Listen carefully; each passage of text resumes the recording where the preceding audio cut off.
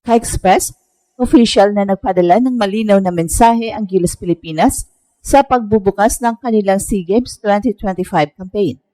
Handa silang ipagtanggol ang corona at itakda agad ang pamantayan.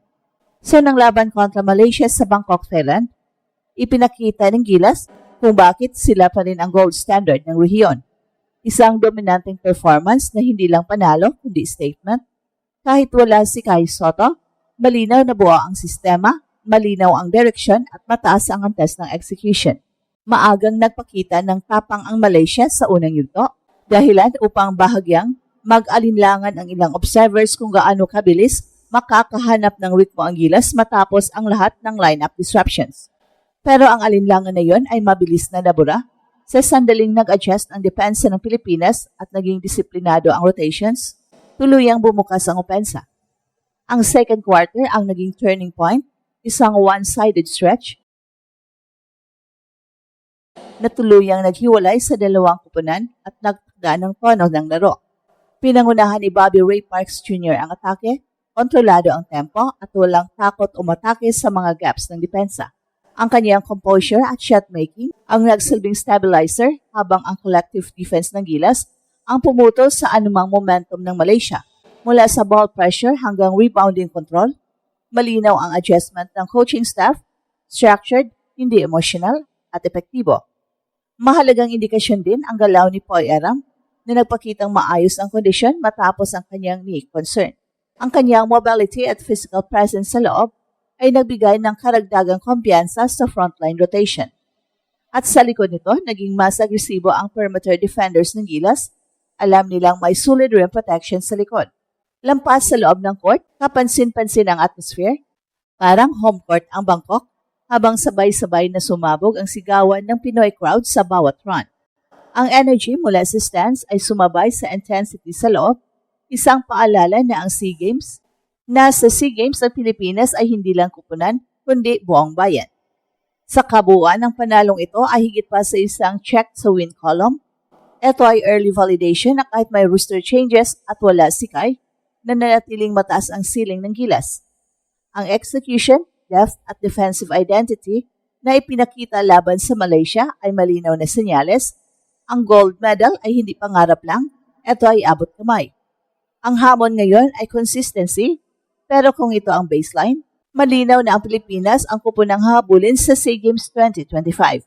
Sa kanilang opener kontra Malaysia, nagpadala ng malinaw na pahayag ang Pilipinas, hindi lang panalo ang nakuha, kundi isang statement na nagpapakita ng depth, adjustment at identity ng kupunan. Simula ng laro, may bahagyang pag-alinlangan, mga misfired attempts at kailangang ayusin ang rotations dahil sa madalas na pagbabago sa roster bago ang torneo. Pero hindi nagtagal, nagpakita ng malinaw na response ang Gilas.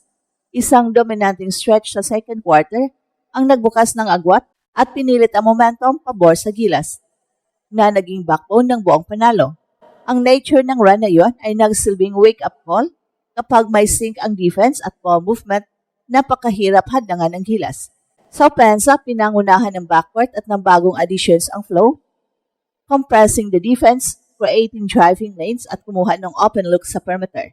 Ang paggamit ng inside-out principles at mabilis na ball circulation ang nag-convert ng stops sa madaling puntos.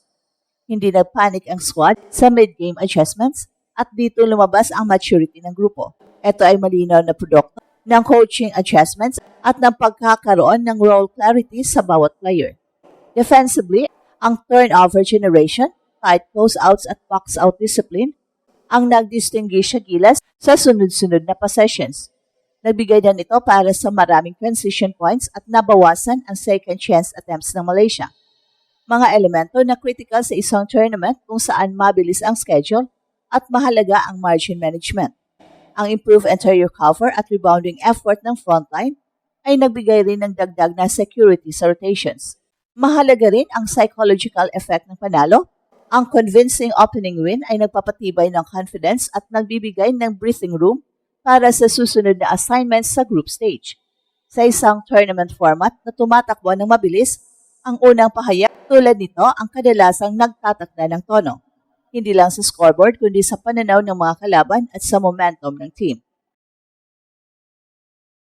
Well, sa madaling salita, hindi lang panalo, psychological leverage ang nakuha.